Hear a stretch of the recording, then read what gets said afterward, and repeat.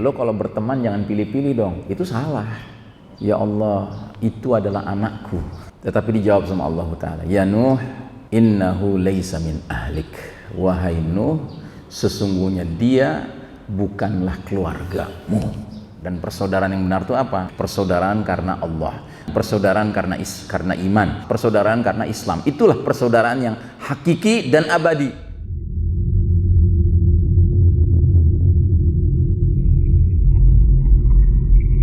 Assalamualaikum warahmatullahi wabarakatuh. Alhamdulillah rabbil alamin, wassalatu wassalamu ala asyrafil anbiya'i wal mursalin, sayyidina Muhammadin wa ala alihi wa ashabihi ajma'in. Faqala Allah Ta'ala fi kitabihil karim ba'da a'udzu billahi minasyaitonir rajim, ya ayyuhalladzina amanu taqullaha haqqa tuqatih wa la tamutunna illa wa antum muslimun.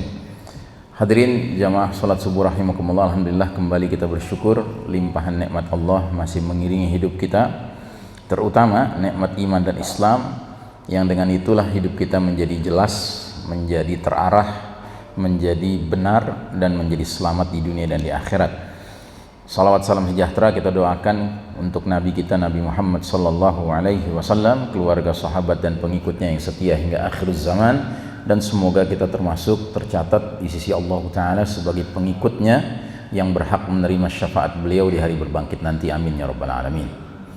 Hari ini kita memasuki rangkaian ayat surat Al-Kahfi dari 14 sampai 16 ya. Namun mengingat bahwa rangkaian ayat ini paketnya dimulai dari 13, kita baca ulang kembali dari ayat 13 ya. Ba'da auzubillahi minasyaitonir rajim, nahnu naqussu 'alaika naba'ahum bil haqqi innahum fityatun amanu bi rabbihim wa zidnahum huda. Kami ceritakan kepada engkau Muhammad kisah mereka dengan sebenarnya. Sesungguhnya mereka adalah pemuda-pemuda yang beriman kepada Rabb mereka, dan kami tambahkan petunjuk kepada mereka. Wa rabatna ala qulubihim idh qamu faqalu rabbuna rabbus samawati wal ardi lan nad'uwa min dunihi ilaha laqad qulna idzan syatata. Dan kami teguhkan hati mereka ketika mereka berdiri, lalu mereka berkata, Rabb kami adalah Rabb langit dan bumi, kami tidak menyeru ilah selain dia. Sungguh kalau kami berbuat demikian, tentu kami telah mengucapkan perkataan yang sangat jauh dari kebenaran. Haula'i qaumun attakhadhu min dunihi aliha laula ya'tuna 'alaihim bisultanin bayyin faman adlamu mimman iftara 'ala Allahi kadiba. Mereka itu kaum kami telah menjadikan ilah-ilah untuk disembah selain dia. Mengapa mereka tidak mengemukakan alasan yang jelas tentang kepercayaan mereka? Maka siapakah yang lebih zalim daripada orang yang mengada-adakan kebohongan terhadap Allah? Wa idh i'tazaltumuhum wa ma ya'buduna illallaha fa'u ilal kahfi yanshur lakum rabbukum min rahmatih wa yuhayyi lakum min amrikum mirfaqa. Dan apabila kamu meninggalkan mereka dan apa yang mereka sembah selain Allah, maka carilah tempat berlindung ke dalam gua itu, niscaya Rabbmu akan melimpahkan sebahagian rahmatnya kepadamu dan menyediakan sesuatu yang berguna bagimu dalam urusanmu. Shadaqallahul azim. Jadi surat Al-Kahfi dari 13 hingga 16, dan bulan lalu kita sudah selesai membahas ayat 13. Sekarang kita masuk ke ayat 14. Di ayat 14 Allah Ta'ala berfirman yang artinya, dan kami telah meneguhkan hati mereka di waktu mereka berdiri, lalu mereka berkata, Rabb kami adalah Rabb langit dan bumi ya. Jadi ini sudah lebih detail bercerita tentang Ashabul Kahfi ya, para pemuda-pemuda Al-Kahfi.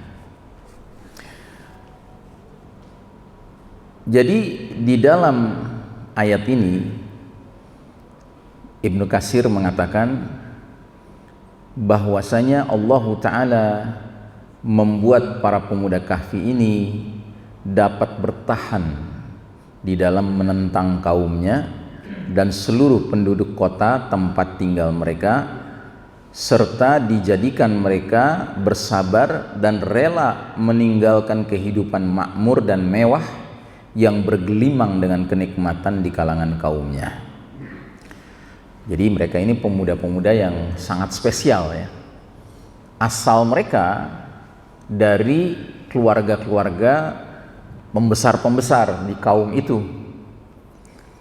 Para mufassirin baik dari ulama-ulama terdahulu maupun ulama-ulama belakangan, bukan satu orang saja tetapi beberapa ulama mengatakan bahwa para pemuda ini terdiri atas kalangan anak-anak para pembesar kerajaan Romawi dan pemimpinnya. Disebutkan bahwa suatu hari mereka keluar menuju tempat perayaan kaumnya. Setiap tahun kaumnya selalu mengadakan perayaan di suatu tempat yang lokasinya di luar kota mereka. Mereka, kaum ini, adalah para penyembah berhala dan taghut dan selalu mengadakan kurban penyembelihan hewan untuk berhala sesembahan mereka.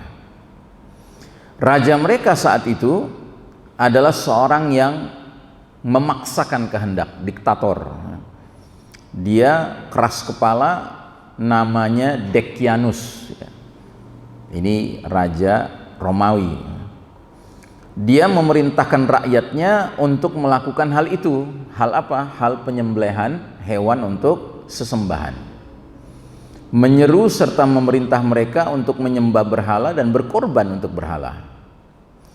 Ketika orang-orang keluar menuju tempat pertemuan tersebut dalam hari raya itu, para pemuda tadi ikut keluar bersama ayah-ayah mereka dan kaumnya untuk menyaksikan apa yang diperbuat oleh kaumnya dengan mata kepala sendiri. Ya. Jadi bisa Anda bayangkan ya, mereka ini pemuda-pemuda yang orang tuanya itu, ayah-ayah mereka itu kelas atas, ya, pembesar-pembesarnya, pemimpinnya. Jadi mereka ini pemuda-pemuda yang sesungguhnya sehari-harinya sudah hidup dalam kemewahan karena dari kalangan anak-anak pembesar. Ya. Setelah menyaksikan perayaan itu, para pemuda ini tahu bahwa apa yang dilakukan kaumnya, yakni bersujud kepada berhala dan berkurban untuk berhala, tidak boleh dilakukan kecuali kepada Allah Ta'ala yang telah menciptakan langit dan bumi. Maka para pemuda itu meloloskan diri masing-masing dari kaumnya dan memisahkan diri di tempat terpisah jauh dari mereka. Ya. Jadi nggak pakai diatur, masing-masing mereka setelah menyaksikan peristiwa kemusyrikan itu, mereka tidak mau bertahan di situ, apalagi terlibat di dalamnya. Sehingga secara spontan masing-masing meninggalkan lokasi tempat itu, ya, tanpa perencanaan, bahkan tanpa tahu satu sama lain, ya, sendiri-sendiri saja. Maka para pemuda itu meloloskan diri dari kaumnya, memisahkan diri ke tempat yang terpisah jauh dari mereka. Pada mulanya seseorang dari mereka duduk bernaung di bawah pohon. Lalu datanglah pemuda lain. Demikianlah seterusnya hingga semuanya berkumpul di tempat tersebut tanpa saling mengenal di antara sesama mereka. Dan jumlah mereka tidak banyak, ya, seperti yang kita ketahui di ayat-ayat selanjutnya nanti akan dijelaskan. Ada yang mengatakan jumlah mereka 5 dengan 1 ekor anjing. Ada yang mengatakan ber-6 dengan 1 ekor anjing. Ada yang mengatakan ber-7 dengan 1 ekor anjing. Tapi yang jelas jumlah mereka nggak banyak. Ya. Nah, yang jelas mereka meninggalkan lokasi penyembahan berhala dan penyembelihan kurban untuk berhala itu dan sendiri-sendiri sampai di tempat yang sama bersama-sama. Dan mereka tidak saling kenal satu sama lain. Sesungguhnya motivasi yang mendorong mereka berkumpul di tempat itu tidak lain dorongan hati mereka yang beriman, seperti yang disebutkan dalam sebuah hadis riwayat Imam Bukhari, di mana Rasulullah SAW pernah bersabda, al-arwahu junudun mujannadah, fama ta'arafa minha talaf, wa ma tanakara minha ikhtalaf. Ruh-ruh manusia itu bagaikan tentara yang berbaris, maka mana yang diantaranya saling kenal satu sama lain akan menjadi akur, ya, bersatu, dan mana di antara mereka yang tidak saling kenal satu sama lain akan bertentangan, ya. Nah, jadi ini menarik sekali ini hadis ini. Hadis ini menjadi sebuah dalil bahwa kalau ruh kita adalah ruh yang menuju ke Allah dengan mukhlishina lahuddin, dengan kemurnian ketaatan, ya, maka ruh kita ini sadar tidak sadar akan dipertemukan dengan ruh-ruh manusia lain yang serupa dengan kita, ya. Itu sudah merupakan satu sunnatullah. Jadi pemuda-pemuda ini nggak saling kenal, tetapi karena ruhnya seragam, ruhnya sama-sama ingin beribadah kepada Allah mukhlishina lahuddin, ya, dengan penuh keikhlasan tanpa kemusyrikan sama sekali, maka dipertemukan sama Allah. Ya, fama ta'arafa minha talaf, mana ruh yang saling kenal, iktalaf itu artinya dipertemukan, dipersatukan, ya. Kalau dalam surat Al-Anfal ayat 60 itu ada ayat di mana Allah berfirman, wa allafa baina qulubihim, dan Allah lah yang mempertemukan, menyatukan hati-hati orang-orang beriman. Lau anfaqta ma fil ardi jami'an ma allafta baina qulubihim. Seandainya engkau infakkan seluruh kekayaan di muka bumi ini untuk menyatukan hati orang-orang beriman, tidak bisa engkau satukan. Tetapi Allah lah yang menyatukan, gitu. Jadi kalau kita sekarang teriak-teriak, ayo dong umat Islam bersatu, ayo dong umat Islam bersatu, ya kan? Ya sebenarnya terpulang pada kita sendiri.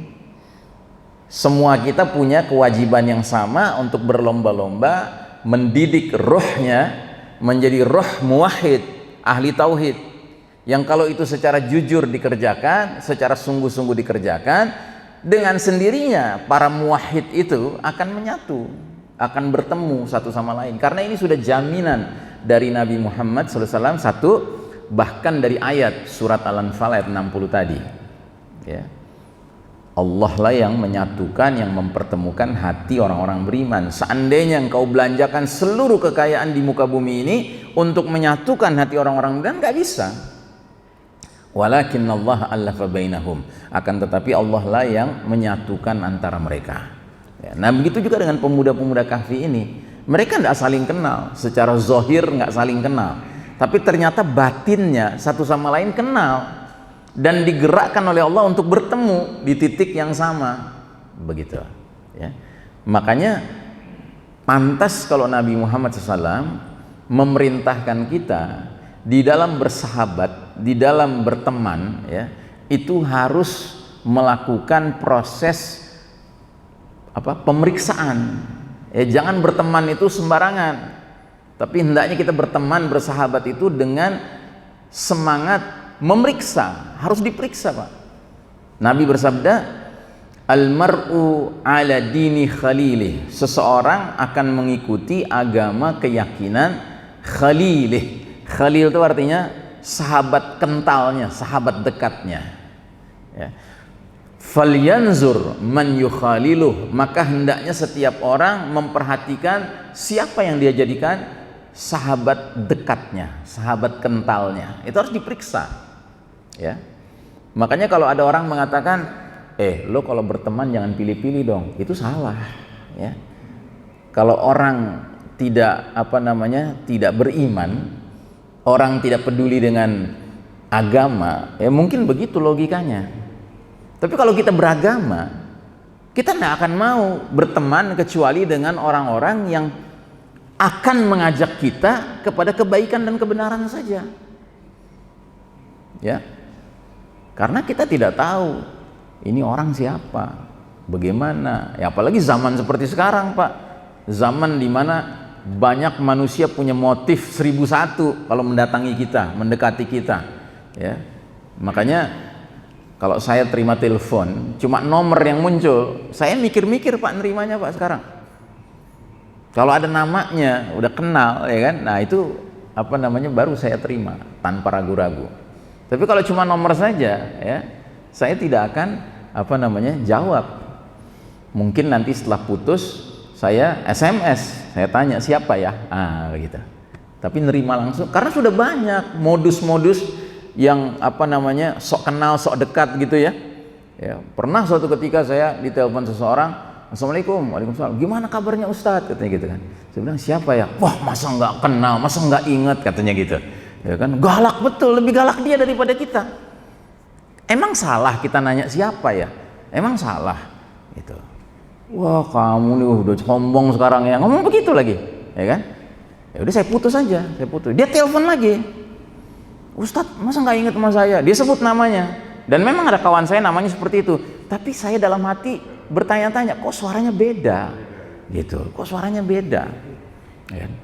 Tapi sudahlah saya ikuti aja.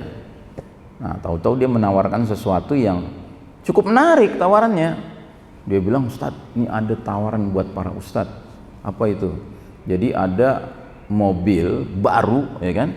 Tapi dijual dengan harga miring, katanya gitu.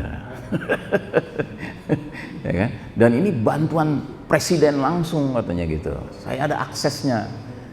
Saya mulai makin mikir saya. Ini ustadz yang dia sebut namanya tadi, karena kawan saya itu ustadz juga. Rasanya selama ini nggak punya kebiasaan bicara yang seperti ini gitu, ya kan? Pokoknya singkat cerita, ujung-ujungnya saya tahu lah itu pembohong, ya kan? Nah di zaman kita sekarang ini yang begitu tuh nggak sedikit Pak. Kenapa? Karena ini zaman penuh fitnah.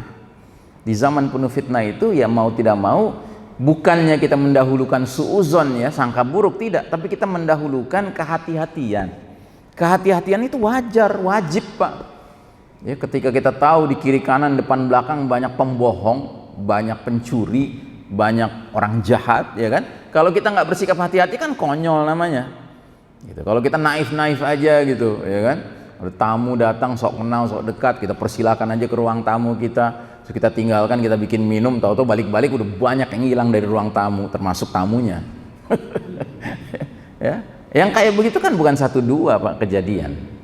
Gitu. Nah jadi Nabi memerintahkan kita, falyanzur man yukhaliluh, maka hendaknya setiap orang yanzur itu bukan sekedar lihat, tapi perhatikan siapa yang dia jadikan khalil, dia jadikan sahabat akrabnya, sahabat kentalnya. Karena apa? Sahabat ini kalau kita akrab dengan dia, istilahnya rahasia pun akan kita ungkapkan pada dia.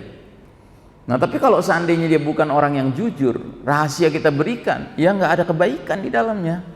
Akan ada bencana, kerugian di belakang hari yang akan kita hadapi. Makanya di situ Nabi memerintahkan kita, ya pilih-pilih, ya perhatikan siapa yang jadi sahabatmu. Dan sebaliknya kata Nabi, wa matanakara min ikhtalaf, mana-mana roh yang saling tanakar itu artinya yang tidak saling kenal satu sama lain, ya itu akan bertentangan. Jadi yang satu ruhnya menuju Allah, mukhlishina lahuddin, yang satu ruhnya menuju syaitan. Ya nggak ketemu ini roh ini nggak akan ketemu Pak. Dan mungkin Anda juga pernah punya pengalaman ya, ketika baru kenalan dengan seseorang, ada perasaan mengganjal gitu, untuk lebih lanjut berakrab-akrab dengan dia. Tapi sebaliknya, ada orang-orang tertentu kita baru kenalan Pak, rasanya kita mau tempel aja terus sama dia. Ya, itu ada yang seperti itu. Nah yang ini harus kita minta kepada Allah ya. Ada seorang kenalan saya, dia cerita kalau dia sholat malam itu diantara doa yang rajin dia sampaikan kepada Allah, cuma dia nggak tahu doa ini bahasa Arabnya gimana, pokoknya bahasa Indonesia saja dia doanya, ya Allah dekatkanlah aku dengan orang-orang yang mendekat kepada engkau, jauhkanlah aku dari orang-orang yang menjauh dari engkau ya. Ini doa seperti ini Masya Allah ini, sehingga kita ibaratnya sudah minta ke Allah kemampuan mendeteksi siapa orang yang pantas kita terus dekati, dan siapa orang yang kita pantas jaga jarak aja, gitu. Sekedar tahu aja, tapi jangan kemudian kita terlalu dekat dengan dia, karena jangan-jangan dekat dengan dia membawa kepada masalah, ya. Nah, jadi masing-masing dari pemuda kahfi ini setelah kumpul tadi di bawah pohon tadi, mereka menutup diri dari yang lainnya karena takut pribadinya terbuka, sedangkan dia tidak tahu apakah temannya itu seakidah dengannya ataukah tidak, ya. Jadi ini juga begitu ceritanya, ini pemuda-pemuda kahfi ini sudah digerakkan oleh Allah untuk bisa berkumpul, sama-sama meninggalkan tempat kemusyrikan tadi, perayaan penyembelihan hewan korban untuk berhala tadi, ya kan? Tapi setelah ketemu mereka saling hati-hati, begitu, ya. Ini menunjukkan betapa memang kehati-hatian itu wajib adanya. Nah, akhirnya salah seorang dari mereka memberanikan diri.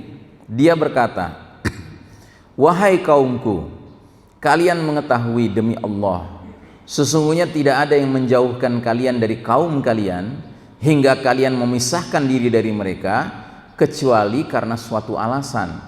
Maka hendaklah kita mengutarakan tujuannya masing-masing." Maka seseorang dari mereka menjawab, "Sesungguhnya aku demi Allah, setelah melihat apa yang dilakukan kaumku, aku menyimpulkan bahwa apa yang mereka lakukan itu batil. Karena sesungguhnya yang berhak disembah semata dan tidak boleh dipersekutukan dengan sesuatu hanyalah Allah Ta'ala, yang telah menciptakan langit dan bumi serta semua yang ada di antara keduanya." Yang lainnya lagi menimpali, "Saya pun mempunyai pikiran yang sama dengan apa yang dia katakan." Dan yang lainnya lagi mengatakan hal yang serupa, hingga mereka semua akhirnya sepakat dalam satu kalimat, dan ternyata mereka senasib sepenanggungan. Mereka menjadi bersaudara yang sebenarnya dalam ikatan iman, ya. Ini yang disebut dengan al-ukhuwatu fil iman, persaudaraan karena iman, ya. Dan inilah bentuk persaudaraan yang paling kuat, ya, persaudaraan karena iman, ya, bukan persaudaraan karena yang lain, ya. Nah, jadi dalam surat Az-Zukhruf itu ada firman Allah ayat 67 yang bunyinya, "Al-akhillau yawma idzin ba'duhum li ba'din aduwwun illal muttaqin." Para akhilla itu artinya para sahabat-sahabat karib satu sama lain, ya. Kelak di hari berbangkit nanti, sebagian mereka dengan sebagian yang lain aduun, jadi musuh, ya. Jadi waktu di dunia sahabat karib, sahabat akrab gitu, ya. Tapi di hari berbangkit nanti sebagian mereka dengan sebagian yang lain aduun, menjadi musuh, illal muttaqin, kecuali mereka-mereka yang bertakwa. Jadi kecuali mereka-mereka yang sejak di dunia bersahabatnya itu landasannya takwa. Kalau itu landasannya, dia akan akrab di dunia dan dia tetap akrab di hari berbangkit. Tapi mereka-mereka yang karena alasan selain daripada itu, selain daripada iman, selain daripada takwa, mereka akan kecewa dan akan saling menyalahkan ketika nanti di hari berbangkit, gitu. Ya, seperti yang disebutkan dalam surat Al-Ankabut. Coba lihat surat Al-Ankabut. Surat Al-Ankabut itu surat berapa? Surat 29, ya. Surat Al-Ankabut ayat 25 kalau saya tidak salah. Ya, betul. Ayat 25 surat Al-Ankabut. Allah berfirman, "Wa qala innamattakhadhtum min dunillahi awthanan mawaddata bainikum fil hayatid dunya thumma yawmal qiyamati yakfuru ba'dukum bi ba'din wa yal'anu ba'dukum ba'da wa ma'wakumun nar wa ma lakum min nasirin." Artinya, dan Ibrahim alaihissalam berkata kepada siapa? Kepada kaumnya. Kaumnya ini tenggelam dalam kemusyrikan, penyembahan berhala, ya. Berkata Ibrahim kepada kaumnya, "Sesungguhnya berhala-berhala yang kamu sembah selain Allah, ya, hanya untuk menciptakan perasaan kasih sayang di antara kamu dalam kehidupan di dunia ini. Kemudian nanti di hari kiamat sebagian kamu akan saling mengingkari satu sama lain, bahkan akan saling mengutuk, saling melaknat satu sama lain. Dan tempat kembali kalian ialah neraka, dan sama sekali tidak ada penolong bagimu. Ya. Jadi ukhuwah itu harus fillah, karena Allah. Al-ukhuwatu fi iman, al-ukhuwatul imaniyah, persaudaraan keimanan, persaudaraan ketakwaan. Tapi jangan al-ukhuwatu fil awsan, jangan persaudaraan karena berhala yang sama. Gitu, karena sembahan yang sama.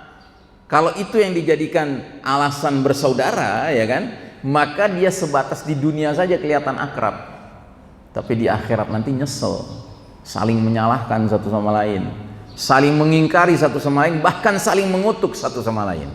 Gitu. Makanya hati-hati Pak dengan slogan-slogan, semboyan-semboyan, ya kan? Mari kita jaga persatuan dan kesatuan kita. Fondasinya apa? Fondasinya apa? Ya kan? Kalau fondasinya bukan Allah, bukan ajaran Islam, bukan iman, percayalah, sebatas di dunia aja kelihatan akrab. Tapi yang pasti di akhirat nanti mereka akan saling menyesal. Gara-gara lo sih ngajak-ngajak gue. Gara-gara lo sih ngajak-ngajak gue. Tapi kalau orang saling bertemu karena Allah, Allah itu Al-Hayyul Qayyum, yang maha hidup dan maha mengatur semua, yang mengurus semua yang dia ciptakan. Nggak ada kecewanya Pak, nggak ada kecewanya sama sekali. Karena apa? Karena di dunia mereka berilahkan Allah, di hari berbangkit juga ilahnya tetap Allah. Makanya kenapa kita di dalam surat Al-Fatihah itu harus menyebutkan satu ayat yang terkait dengan hari akhir itu, yaitu ayat Maliki Yaumiddin, supaya kita sadar Pak, Malik kita ini, raja kita ini Allah. Raja kita bukan manusia Pak. Ya. Jadi nggak ada alasan kita saling membela satu sama lain karena kesamaan raja, kesamaan pimpinan gitu. Nggak ada Pak, nggak ada. Yang adalah karena kesamaan ilah yang kita sembah. Kalau itu yang jadi alasan kita bersaudara Pak, saling berakrab-akrab Pak, percayalah nggak akan kecewa kita. Di dunia ini kita akrab, ditanamkan keakraban itu karena Allah yang menanamkan. Tadi ruh tadi diciptakan seperti prajurit berbaris, ya kan? Tapi di akhirat juga nanti Masya Allah. Makanya dikatakan bahwa ahlul jannah yang masuk surga nanti Pak, syarat masuk surga itu apa? Tidak boleh ada satu penghuni surga dengan penghuni surga lainnya punya ganjelan hati. Nggak boleh. Nggak ada itu. Nggak ada ceritanya penghuni surga masuk surga, nanti ada penghuni surga lain dia ganjel hatinya, nggak ada Pak. Ya, itu harus selesai dulu. Selesainya di mana? Kalau belum selesai di dunia, ya selesainya harus di Kintoroh. Kintoroh itu satu tempat menjelang pintu surga. Ya, akan ada orang-orang beriman yang mereka itu sudah selesai semua Pak, proses hisab sudah selesai, mizan sudah selesai, proses nerima buku rapot sudah selesai, di tangan kanan mereka nerimanya, ya, proses nyebrangin sirat sudah selesai, mereka lulus sampai ke ujung. Nggak taunya begitu sampai di Kintoroh, yang lain pada masuk jannah, ini mereka nggak masuk. Kenapa? Karena mereka nyimpen ganjelan satu sama lain. Itu. Sehingga diriwayatkanlah ada dua hamba Allah yang sama-sama beriman, sewaktu di dunia mereka akrab, tapi karena satu perkara akhirnya mereka selek, ya, putus hubungan, ya, dan itu rupanya sampai ke bawah mati, nggak selesai, nggak rekonsiliasi. Nah akhirnya di situ Allah Ta'ala, ya, yang langsung menangani rekonsiliasi mereka. Allah bertanya kepada yang terzolimi, Allah tanya kepada yang terzolimi, hai fulan hambaku, apakah engkau mau memaafkan saudaramu ini? Ya kan? Dia jawab, tidak ya Allah. Loh, mengapa engkau tidak mau memaafkan? Bukankah dia saudaramu? Tidak ya Allah, karena dia dahulu ketika menzolimi aku sama sekali tidak menunjukkan penyesalannya. Jadi engkau tidak mau memaafkan dia? Tidak ya Allah. Maka Allah perintahkan dia, irfa ra'sak, coba angkat kepala kamu. Diangkat kepalanya. Tahu-tahu dia lihat di depan dia ada satu bangunan megah, ya, terbuat dari kaca seluruhnya. Saking megahnya bangunan itu, saking bingungnya dia melihat itu, dia langsung bertanya, ya Allah, untuk nabi yang mana engkau sediakan rumah ini? Untuk orang yang mati syahid di medan jihad mana engkau sediakan rumah ini? Terus kata Allah, sesungguhnya aku sediakan rumah ini untuk engkau wahai hambaku. Wa kaifa ya Rabbi? Bagaimana ya Rabbi? Aku berhak mendapatkan rumah itu. Oh iya, ada syaratnya, kata Allah. Apa syaratnya ya Allah? Engkau memaafkan saudaramu ini. Akhirnya dia teriak, al-an, sekarang juga ya Allah, sekarang juga Allah, aku maafkan saudaraku ini. Bahkan aku bertanya pada engkau ya Allah, bolehkah aku membawa saudaraku ini masuk ke rumahku? Kata Allah, gandeng tangannya, masuk kalian berdua dengan rahmatku, kata Allah Ta'ala. Ya. Nah, jadi saudaraku rahimakumullah, tidak ada ceritanya orang masuk surga masih ngeganjel satu sama lain, nggak ada Pak. Di surga itu dikatakan oleh Nabi SAW dalam sebuah hadis, penghuni surga hatinya kayak satu hati Pak, satu hati. Qalbun wahidun, hati yang menyatu Pak, nggak ada ganjalan, nggak ada catatan gitu. Makanya jangan dibiasakan nyimpen ganjalan di dunia ini. Supaya apa? Supaya kita sama sekali nggak perlu melewati proses kontoroh itu. Ya, kalaupun kita lewat ya lewat aja, bukan lewat untuk kemudian harus melalui proses rekonsiliasi. Ya kalau kita seperti dua sahabat ini sama Allah langsung ditangani langsung gitu. Kalau tidak ribet kan urusannya Pak. Pintu surga udah kelihatan, nggak kunjung boleh masuk. Ya. Apa nggak sakit hati itu. Ya. Nah jadi saudaraku rahimakumullah, disitulah pentingnya orang-orang beriman ya mendahulukan al-ukhuwah al-imaniyah atau al-ukhuwatu fillah di atas segala-galanya Pak. Persaudaraan karena Allah, persaudaraan karena iman ini nggak tergantikan Pak dengan apapun, termasuk persaudaraan karena darah. Nggak bisa. Persaudaraan karena darah itu bisa nggak ada nilainya Pak. Dan dalam hal ini contoh yang paling nyata diabadikan dalam Al-Quran itu kisah seorang nabi. Bayangkan, nabi mana? Nabi mana? Nabi Nuh alaihi salam. Jadi Nabi Nuh alaihissalam berdakwah 950 tahun, pengikutnya cuma 40 orang. Dan diantara yang menentang dakwahnya siapa? Istrinya sendiri, anak kandungnya sendiri. Dan sewaktu dia sudah membawa orang-orang beriman dan hewan-hewan sepasang-sepasang itu di atas bahteranya, dan mulai Allah menurunkan hujan yang tidak kunjung berhenti itu sehingga banjir makin lama makin naik, bahteranya berlayar, dia lihat anaknya sedang berenang-renang gitu, kerepotan. Dia panggil, ya bunayyar kam ma'ana, hai anakku naik ke atas kapal ini, bahtera ini. Ya. Tidak ada tempat berlindung hari ini kecuali kepada Allah Ta'ala. Tapi anaknya masih aja bengal ya. Dia bilang apa? Tidak, aku akan pergi ke jabal, ke gunung, yaksimuni minal ma. Gunung itu akan menyelamatkan aku, melindungi aku dari air, dari banjir ini. Ya, ditegaskan lagi sama ayahnya, sama Nuh alaihissalam, hari ini nggak ada tempat berlindung kecuali mengikuti petunjuk Allah Ta'ala. Akhirnya matilah anaknya, tenggelam dalam kekafirannya. Nah Nuh alaihissalam ya, kehilangan anaknya dengan keadaan seperti itu, akhirnya curhat sama Allah. Dia nggak berani minta sama Allah, ya Allah ampunilah anakku, tidak. Tapi dia mengatakan, ya Allah itu adalah anakku. Gitu ya, nggak pakai embel-embel apa-apa, cuma begitu saja. Tetapi dijawab sama Allah Ta'ala, ya Nuh, innahu laysa min ahlik. Wahai Nuh, sesungguhnya dia bukanlah keluargamu. Coba bayangkan, udah jelas anak kandung Pak, tapi sama Allah diajarin kepada Nuh alaihissalam dan kepada kita semua bahwa hakikat persaudaraan, hakikat keluarga itu adalah al-ukhuwatu fillah, persaudaraan karena Allah, al-ukhuwatu al-imaniyah ya, persaudaraan keimanan, al-ukhuwatu al-islamiyah, persaudaraan karena keislaman, bukan karena yang lain Pak. Yang lain itu semuanya nggak ada nilainya di hadapan Allah Subhanahu wa Ta'ala. Makanya yang paling ideal adalah sudahlah saudara kita, kerabat kita, kita pun berhubungan dengan dia karena iman. Itu yang paling cantik, paling cakep itu begitu. Jadi ada dua kekuatan ya, kekuatan persaudaraan darah tetapi juga persaudaraan keimanan. Itu yang paling cakep.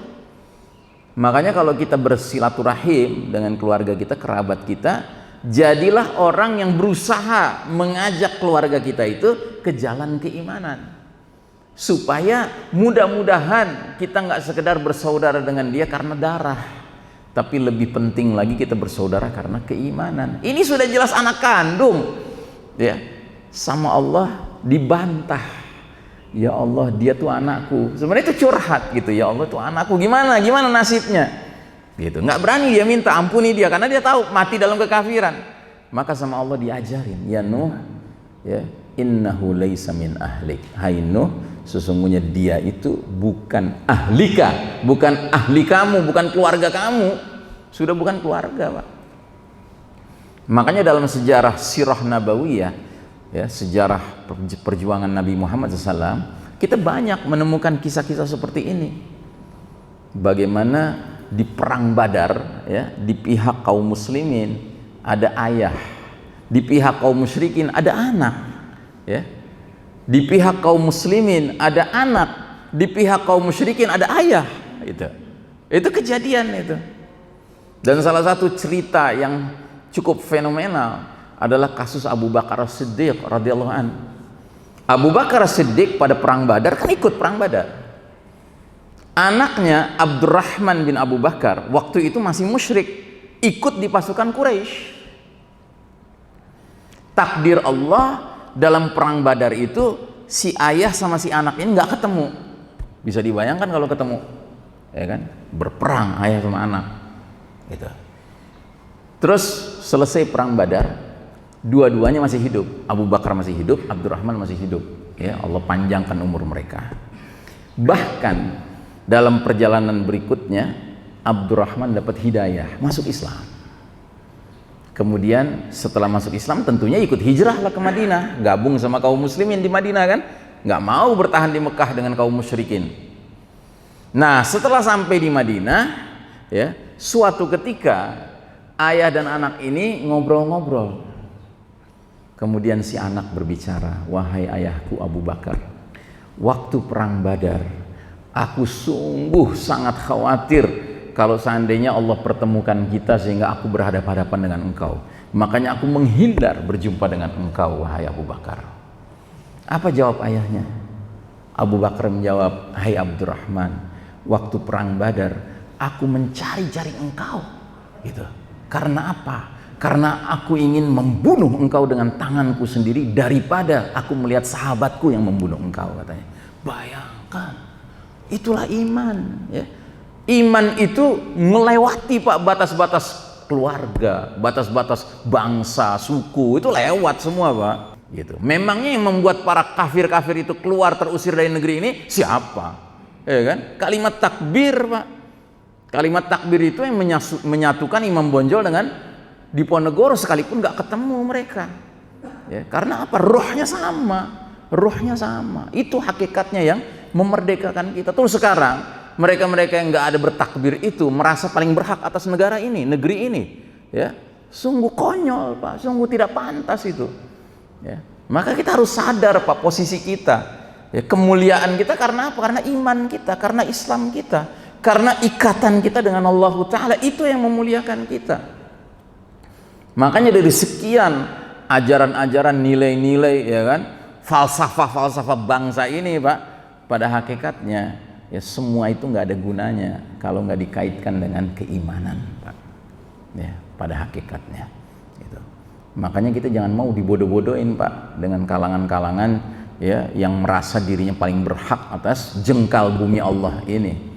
Gitu. Ya, yang paling berhak siapa? Ya hamba-hamba Allah yang beriman yang paling berhak. Jangankan jengkal bumi Indonesia, Pak. Seluruh bumi ini sepatutnya diwariskan oleh Allah kepada siapa? Min ibadiyas salihin, kepada hamba-hamba Allah yang saleh. Begitu. Sebab hamba-hamba Allah yang saleh yang paling mengerti bagaimana caranya mengurus bumi Allah dengan cara mengurus yang sesuai dengan pemiliknya, Allah Subhanahu wa taala. Begitu. Makanya sampai ada yang mengatakan, kalau ada orang bilang syariat Islam sudah nggak layak berlaku di Indonesia, di bumi Indonesia ini, sebenarnya kalimat dia sama dengan kalimat berarti Allah sudah nggak layak jadi Rabb di Indonesia ini, gitu. Sebab Allah sebagai Rabb memerintahkan agar syariatnya yang diberlakukan di mana? Dia di bumi Allah manapun, bukan hanya di Indonesia. Gitu. Jadi orang yang mengatakan syariat Allah nggak layak berlaku di negeri ini, Pak, Dia sama aja bilang, berarti di negeri ini Robnya nggak pantas Allah, pantasnya yang lain. Gitu. Ya. Sebab itu paket Pak. Raditu billahi rabba wa bil islami dina wa bi Muhammadin nabiyya wa rasulah sallallahu alaihi wasallam. Itu paket Pak. Menerima Allah sebagai Rabb berarti menerima Islam sebagai din. Menerima Islam sebagai din berarti menerima Islam sebagai syariat yang harusnya diberlakukan. Yang itu berarti menerima Muhammad SAW sebagai teladan, sebagai pemimpin. Begitu. Nah, ini yang disebut dengan fondasi-fondasi ukhuwah imaniyah, persaudaraan karena iman. Makanya persaudaraan Islam ini Pak sangat dibenci oleh siapa? Oleh syaitan.